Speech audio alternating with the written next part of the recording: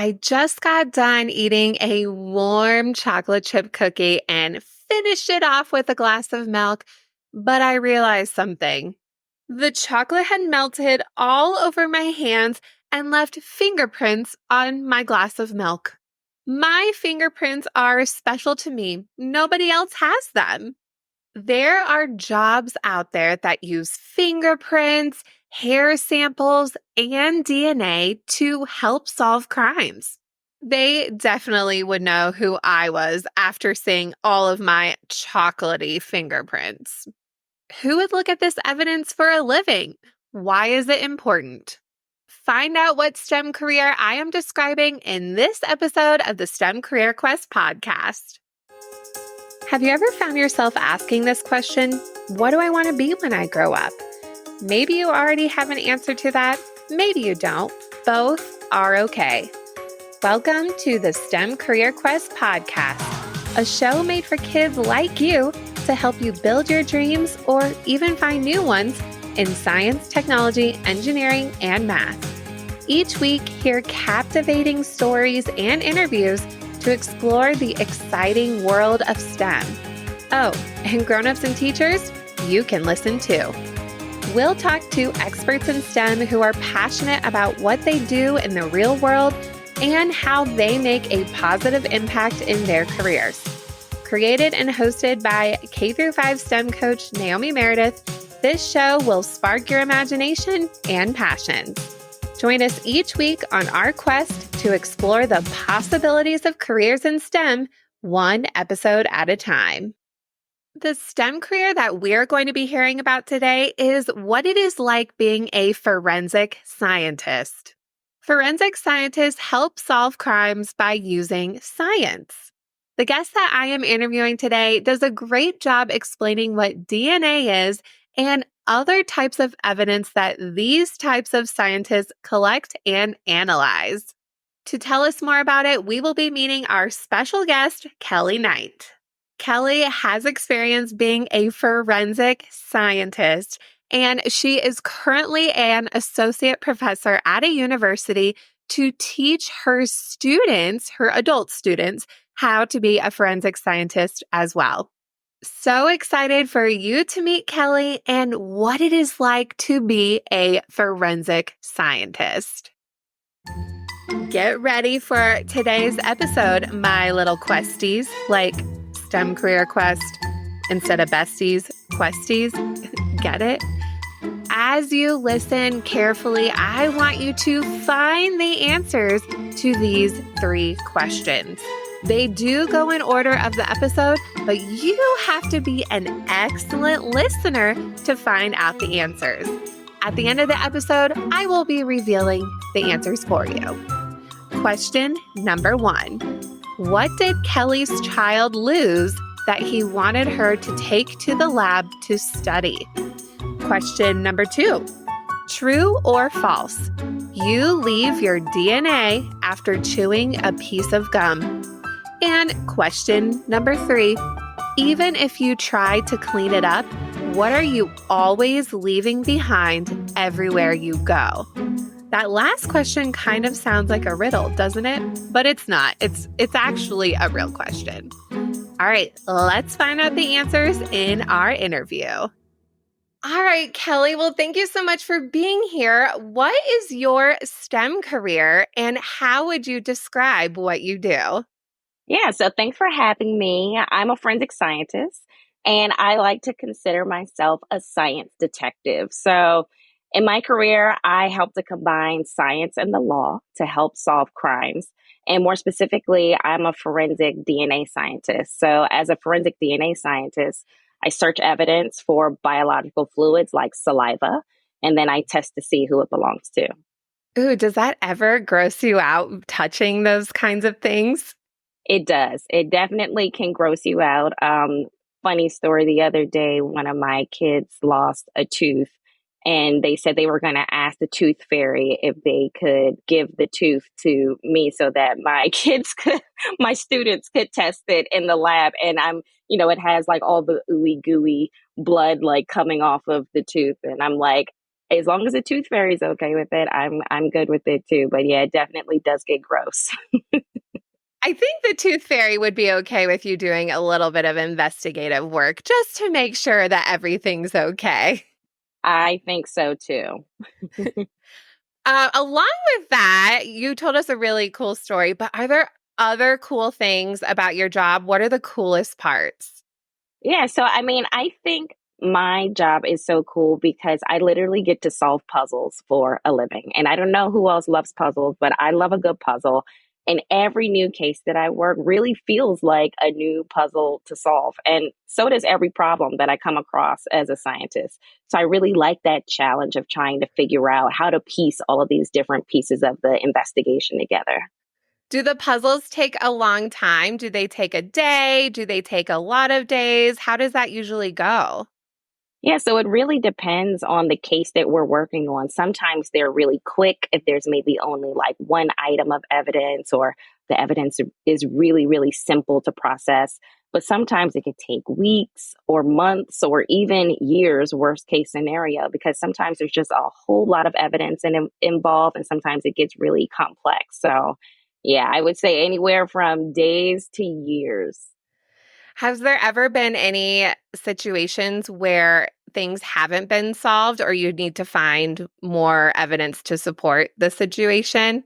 Absolutely. So that happens more often than people think. I feel like a lot of the crime scene shows have made it seem like we always catch the bad guy in these cases and the evidence always solves the crime. But forensic science is really just one very small piece of a very large investigative puzzle.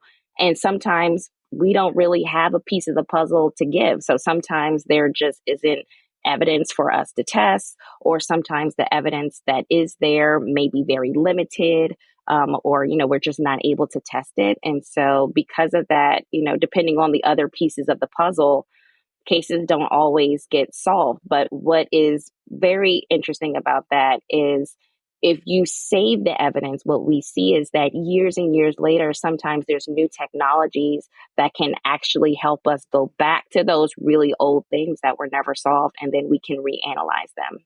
That's really cool how you use that technology to really help you solve the problem and analyze everything. And I bet you have to learn a lot of new skills as technology keeps changing and growing. You probably have to learn new technology and problem solve on your side. Absolutely. I mean, I'm a professor now, so I am not working cases actively every single day. But what I do have to do is I have to stay current in the literature and I have to go to conferences just to stay updated because, yeah, as soon as you learn something new, something else bigger and better has already come out, which is great for the science because that means we're able to do more. But what is a little unfortunate about that is like as soon as you feel like you've mastered something, something new has come up and you have to learn that and master that. So it's definitely an ever evolving learning process. Well, you must have a great growth mindset, Kelly, and you must have to do that so much in the science field. So, way to go sticking with that. Thank you. Yeah, you definitely have to keep up with the times. So Mhm. All right. So, along with that, tell us about a neat project you might have worked on or something shocking that might have happened. I'm sure you have that happen a lot, or even something funny that has happened in your job because not every day is perfect. yeah. So I did get to do something really fun a few years ago. So I don't know how many of your listeners have ever heard of Charles Lindbergh, but Charles Lindbergh was a famous aviator who was known for making the first nonstop solo flight from New York to Paris in 1927. And unfortunately, something really terrible happened to him at his home in 1932. So long, long time ago. And someone was actually convicted of the crime, but later on, they discovered that there was potentially some additional evidence that may be leading to someone else who was involved. And so in 2017, myself and a group of other teachers, we had the chance to go back to the original crime scene and search for additional evidence from, I mean, it was almost 100 years later. And as someone who's usually in the lab, so I'm a DNA person, which means I'm like the person who's always working in the lab versus someone who's usually out in the field. it was really exciting. But what made it even more exciting for me was I was 8.5 months pregnant at the time. So I had like this giant belly out at this crime scene. And I feel like it was such an interesting experience, but for me, especially as a woman in STEM, it was really empowering because to think of myself out there 8.5 months pregnant, still like searching this crime scene and doing science, it was just an amazing feeling. So I think that's probably one of the most fun things I've done in the last few years. It was take your child to work day. Literally. I take my oldest son with me sometimes now when I do activities for elementary and middle school students in the field. And so literally that day I got to take my baby with me. So that that was fun. That's pretty amazing too, how that case was over 100 years old. And I mean, those people aren't around anymore, but using the technology you were saying and how science has changed, where we're able to solve those mysteries that were possibly unsolvable at the time. Wow, that is so awesome.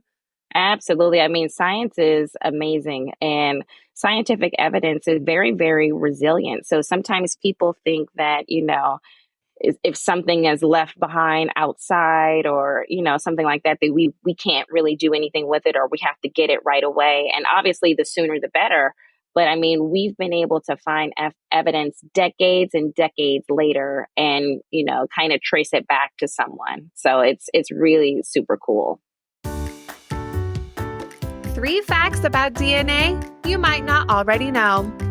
DNA actually has a really long name, and it stands for deoxyribonucleic acid. Whoa, say that 3 times fast. But we typically just call it DNA. DNA is the genetic blueprint that living things have to tell what it's going to be like. In fact, humans and chimpanzees have very similar DNA. No two people have the exact same DNA, much like your fingerprints. Even identical twins who look so much alike, their DNA is almost the same, but not exactly 100% match. If you look really close at DNA under a microscope, it looks like a big twisting ladder. Did you know these 3 things about DNA? Pretty cool, right?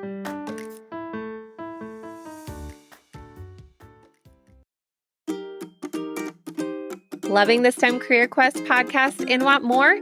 Join the STEM Career Quest Club. Perfect for teachers, homeschool parents, or families looking to add more educational opportunities during school breaks.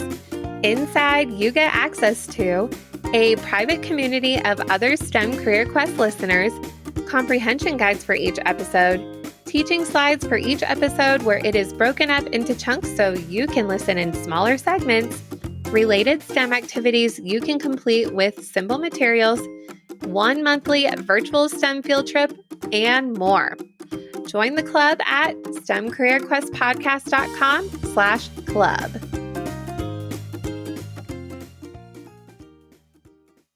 When it comes to DNA, what types of things on a human would be considered DNA? What are those things that you could use to figure out who a person is? I love this question because there's some things that people may think are really gross, but you can potentially get DNA from it. So some of the ones that people think about the most are like blood or saliva. So like if you have a bloody Band-Aid, you can get DNA from that. If you chew gum and there's saliva in the gum, you can get DNA from that. You can also get DNA from skin cells. So when you're touching things like doorknobs or cell phones or tables, you can't actually see it, but there are skin cells. We shed thousands and thousands of cells a day. And so we can go back and we can get DNA from skin cells. You can also get DNA from hair. They used to always say that we could only get DNA from roots, but it actually is expanded now, and you can actually get DNA from the hair shaft. And what I always think about when I think about hair now, there was this Instagram graphic where a young girl was thinking about donating her hair to Locks of Love. And she said, well, if I donate my hair to a wig and that person who wears a wig commits a crime, can I be can I be implicated in this crime? And I say, first of all, how smart is she to even think about that? And so everyone was thinking about, well, can it happen? And everybody was sending me this picture, like, can you actually get DNA from the hair? And everybody used to say no, but you can get DNA from a hair shaft now, which is really interesting. You can also even get it from, I know kids think this is gross, but mucus. So, like, if you sneeze or if you have mucus come out of your nose, you can get saliva or you can get DNA from that. So all different ways. You can get DNA from teeth, all different places on your body. You can get DNA. So you're more than just a face and a fingerprint. You have DNA all over your body. Absolutely. All over the place. And you leave it everywhere, whether you want to or not. So that's what I always think is funny about criminals in these situations. Like, you see the crime scene shows, and I'm like, if only they could be that smart. Like when they try to clean up after themselves. And I'm like, you leave DNA and evidence everywhere, even if you're trying not to. Like, they wear gloves and they think that the gloves are going to stop them from leaving their DNA. And then we find the gloves and then we swab the inside of the glove. And I'm like, well, your DNA is still here. Well, good to know. We have some great kid listeners out there that we know that they make good choices. Absolutely. Absolutely. All right. So, what experiences in your life led you to this career? And were there any inspiring people or books? How did you get to where you were able to do this for your job? Yeah, so a lot of my college students now always reference the crime scene shows, and they say that's what got them interested. But for me, it was not actually any crime scene show because when I was in school, the shows weren't really popular. They weren't out yet. It was actually a high school teacher I had in 11th grade. Her name is Miss Baldwin, and she taught anatomy and physiology. And she did a blood typing lab in her class. And basically, with the blood typing lab, we had to test evidence and we had to test the samples from the victim and the suspect. And we had to see if we could match them together to see who committed the crime. And that was the first time I had ever heard of forensic science. And I just thought it was so fascinating because up until that point, I felt like all of my science classes were spent memorizing formulas and learning all these scientific facts, but I didn't really see the why or how it was applied. I mean, I still loved it, but I was interested, like, how are you actually using this in the real world scenarios? And when I saw how you could use science to help solve crime and really contribute to something bigger than yourself, I was just thrilled. So that's what really drew me to forensic science. I love that. So, going to school can be really important because it could impact who you want to be when you grow up. You never know what types of things you're going to be learning, how that can help spark a passion for your life. Yes, yes, I 100% agree with that. All right. So, for any kids out there who might be interested in doing a similar type of job to what you are doing, what advice do you have for kids out there? Yeah, so there's a couple of things. One is definitely read and learn as much as you can about forensic science. There's so many different areas that kind of fall under that larger umbrella of forensic science, like crime scene investigation or DNA analysis. And so the more you read and learn about forensic science, the more you can really decide if there's one specific area under that umbrella that really interests you. I'd also suggest taking as many science and math classes as you can, or joining STEM clubs at your school if they have them, because science and math are so critical to forensic science, and they're really going to help teach you the important analytical and critical thinking skills that you need if you're going to be a forensic scientist.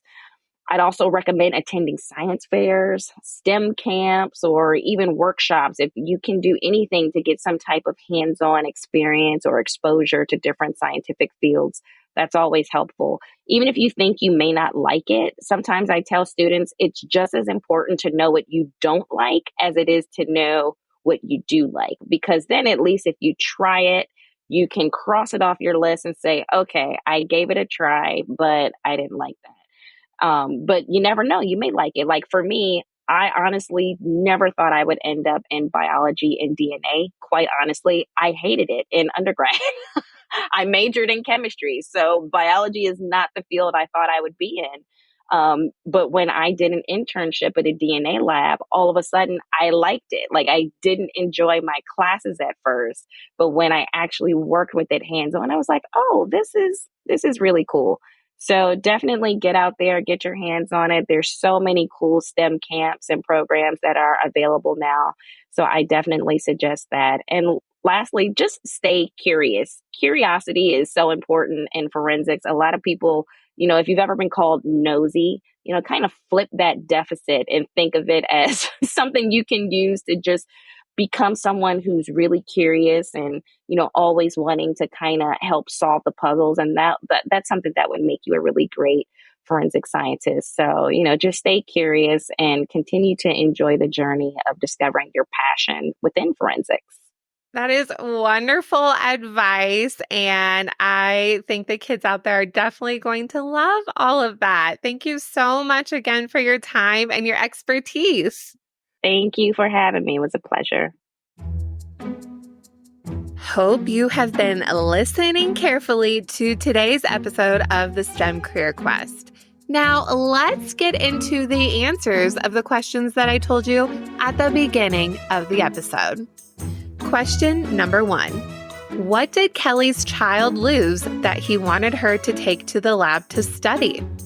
Well, it was his tooth. He had recently lost a tooth and knew that his mom could do some scientific research on that tiny little tooth. But remember, she asked permission from the tooth fairy. Question number 2, true or false? You leave your DNA after chewing a piece of gum. True, your DNA is even in your spit, which, yep, that's on your gum. Question number 3. Even if you try to clean it up, what are you always leaving behind everywhere you go? Your DNA.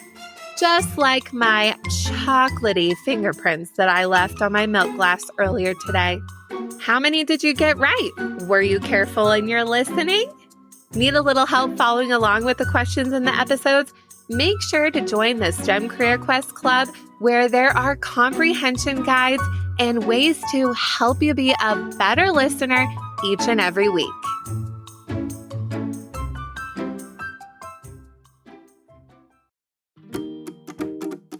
Loving the STEM Career Quest podcast? Want to be featured on the show?